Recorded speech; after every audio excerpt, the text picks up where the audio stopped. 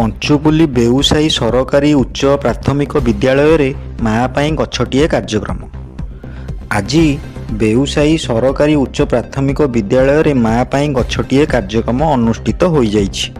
एही कार्यक्रम रे पंचुपुली पंचायतर सरपंच श्रीमती ज्योत्स्नामयी पाढ़ी योगदान करी छात्र छात्री मानंकु वृक्षरोपणर महात्म्य विषय रे जणाई थिले। समस्ते निज निज जन्मदात्री माँ को उद्देश्य रे गोटिए गोटिए गछ लगाइबाकू उपदेश मध्य देइथिले। प्रधान शिक्षक मणिचरण परिड़ा एही कार्यक्रम को संयोजना करथिले।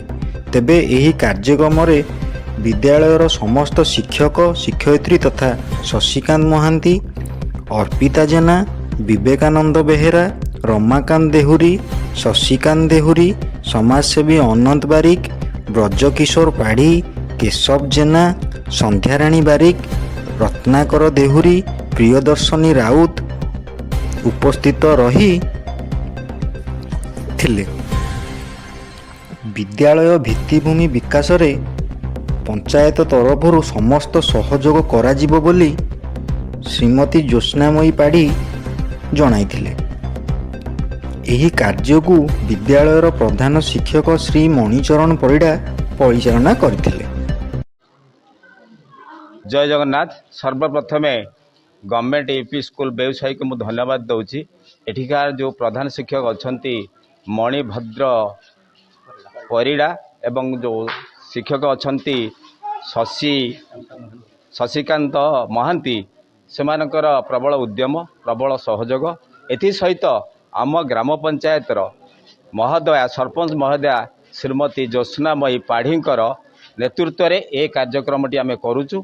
ए कार्यक्रमटी सरपंचकर गोटे नियारा ढंगरे से प्रार्थना सभारे निजे प्रार्थना करी पिलामानक सहित समस्त को प्रेरणा दौरान वार्ता पठाउछन्ति। माँ मानक पई गोटे गछ निज बाड़ी रे लगेबे एवं रास्ता कड़े लगेबे एवं स्कूल कार्यालय मध्य लगेया पई से समस्त को उत्साहित करिसेंति। ए सभारे योगदान करिकि सेमानकु धन्यवाद देइसेंति एवं तांको सहित संपूर्ण अछंती बोली से भी मध्य ये नियारा ढंगरे आसी समस्त को ये मैसेज पठाउछन्ति। सेति पई मु सरपंच महोदय को धन्यवाद दउछि। एथि सहित केंद्र रे जी आमर एना स्थायी सरकार बीजेपी सरकार अच्छी से जो विश्व विजेता नरेंद्र भाई मोदी जो उद्यम रही माँ पाई गछटिए यार उद्देश्य होची जे गछटी होची आम निश्वास आमे होचु शरीर।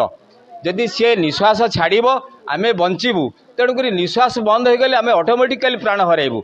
यही जो वायुमंडल प्रदूषित होची जो प्रकार अवस्था आमर घुंची जाउची जो दुदिन माड़ी आसुची सेतिपई विश्ववासी के आह्वान एवं देशवासी के आह्वान ए ओडिशा तरफरु आमर जो अछंती ओडिशार जो लोकप्रिय मुख्यमंत्री जो मोहन चरण माझी सी मध्य सदा जाग्रत मोदीजी कार्यक्रम को ओडिशा रे ए टू जेड पर्यंत वर्ष एक उपलब्धि अनेक एथि अनेक कार्यक्रम से त्वरान्वित करुछंती। सेतिपई लोकमानकर आग्रह बढ़ीची। सेहितपई लोकमाने भी कहउछंती मोहन सरकार होची लोकप्रिय सरकार।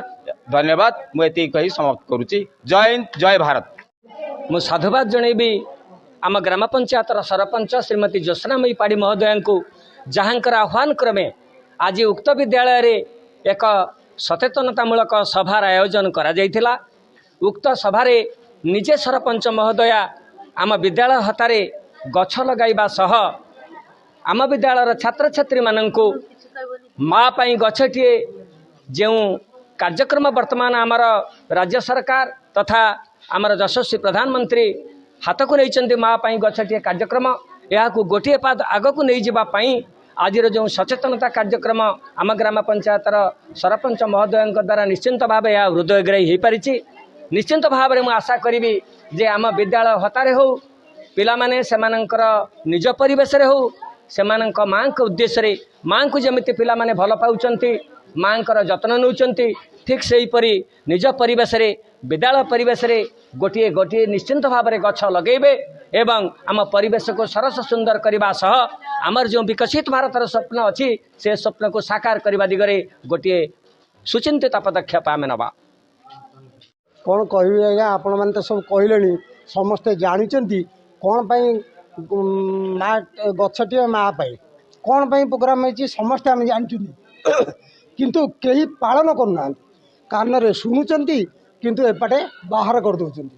ଯଦି ଆମେ ଗଛଟାକୁ ଆମ ମା ଭଳିଆ ପାଳିବା ମା ଭଳିଆ ଦେଖିବା ମା ଭଳିଆ ଯେମିତି ଆମକୁ ଭରଣ ପୋଷଣ କରୁଛି ମା ସେଇଭଳିଆ ଭାବିକି ଆମେ ତାକୁ ପ୍ରତିରୋପଣ କରିବା ତାହେଲେ ନିଶ୍ଚିତ ଭାବରେ ଆମ ଦେଶର କିଛି ନା କିଛି ପରିବର୍ତ୍ତନ ହେବ। ନହେଲେ ଆମେ ଆମେ ପାଣି ବୋଟଲ ଧରିକି ଆସୁଛନ୍ତି ଶେଷବେଳକୁ ଗ୍ୟାସ୍ ବୋଟଲ ଅମ୍ଳଜାନର ବୋଟଲ ଧରିକି ଆମେ ସ୍କୁଲକୁ ଆସିବା ଆନ୍ଦପୁର ଯିବା କି କୋର୍ଟ କଚେରୀ ଯିବା। ଆଉ ଯଦି ଆମେ ଏହା ଚିନ୍ତା ନ କରିକି ଖାଲି ପାଟିରେ କହିଦେବା ତାର କିଛି ଲାଭ ହେବନି, ଯଦି କରିବା ତାହେଲେ କିଛି ଫଳପ୍ରଦ ହେବ। ତେଣୁ ଗଛଟାକୁ ଆମେ ମା ଭଳିଆ ପାଳିବା। ଗଛ ଲଗାଇଦେଲେ କିଛି ଲାଭ ନାହିଁ, ଗଛର ଯତ୍ନ ନେଲେ କିଛି ଆମେ ତାର ମୂଲ୍ୟବୋଧ ପାଇବା। ଖାଲି ଯେ ଗଛ ଲଗାଇଦେବା କାଲି ଗୋରୁ ଖାଇଦେବ ତାର କିଛି ଲାଭ ନାହିଁ। କିନ୍ତୁ ଜନ୍ମଦିନରେ ପ୍ରତିଦିନ ଯେମିତି ଆମେ କେକ୍ କାଟୁଛନ୍ତି କେକ୍ ନ କାଟିକି ଆମେ ଯଦି ଗୋଟିଏ ଗଛ ଲଗାଇବା ତାହେଲେ ଆମର 150 କୋଟି ଗଛ ପ୍ରତିବର୍ଷ ବି ହେଇପାରିବ।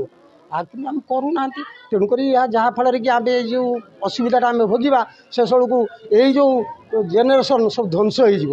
ଆଉ ପବନ ପାଣି ଆଉ ଜଳ ଆକାଶ ସବୁ ଟୋଟାଲ ଦୂଷିତ ହୋଇଗଲାଣି। ତେଣୁ ଏହାର ପରିଣାମଟା ଏ ସମାଜ ଆମ ଭବିଷ୍ୟତ ଛୋଟ ଛୋଟ କୁନିମାନେ ସମସ୍ତେ ଭୋଗିବେ। ତେଣୁକରି ତାକୁ ଆମେ ଭାବିବା ଏବଂ ଚିନ୍ତାକୁ ଯଦି କାମ କରିବା ଆମ ଦେଶର ଉନ୍ନତି ହେବ, ଆମ ଦେଶ ଆଗେଇବ। ଏତିକି କହିକି ମୋର ବକ୍ତବ୍ୟ ଶେଷ।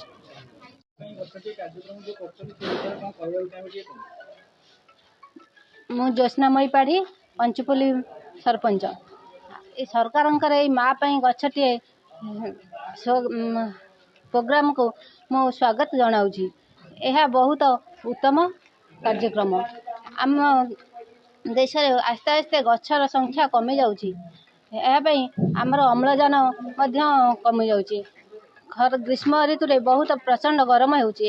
ଏହାଦ୍ୱାରା ଯଦି ଆମେ ସମସ୍ତେ ଘରେ ଘରେ ଗୋଟିଏ ଗୋଟିଏ ଗଛ ଲଗାଇବା ମା ପାଇଁ ତାହେଲେ ଉତ୍ତମ ପଦକ୍ଷେପ ହେବ। ମୁଁ ମଧ୍ୟ ସମସ୍ତଙ୍କୁ କହିଛି ସମସ୍ତେ ଗୋଟିଏ ଗୋଟିଏ ଗଛ ଲଗାଇବା ପାଇଁ।